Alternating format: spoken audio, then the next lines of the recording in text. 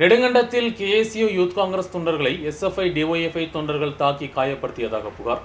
தாக்குதலில் 3 பேர் காயமடைந்தனர். ஞாயிற்றுக்கிழமை நள்ளிரவில் நெடுங்கண்டம் ஃபெஸ்ட் மைதானத்தில் தான் தாக்குதல் நடத்தப்பட்டுள்ளது.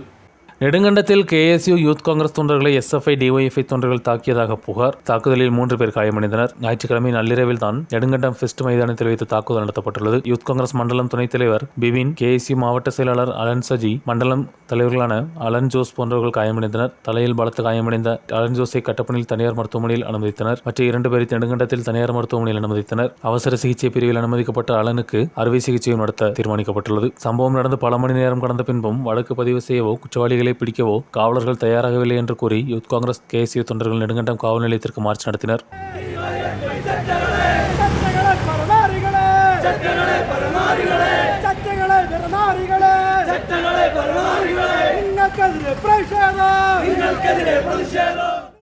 காவல் நிலையம் முன்பு வந்த தொண்டர்களை காவலர்கள் தடை செய்ததோடு இந்த பகுதியில் சிறிது நேரம் பரபரப்பும் ஏற்பட்டது. இதோடு காவல் நிலையம் முன்பு அமர்ந்த தொண்டர்கள் ஆர்ப்பாட்டத்தில் ஈடுபட்டனர்.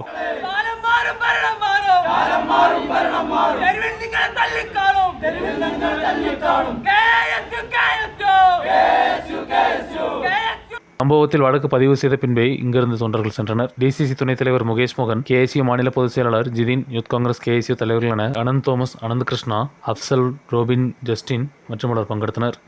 News bureau, Nedumkandam.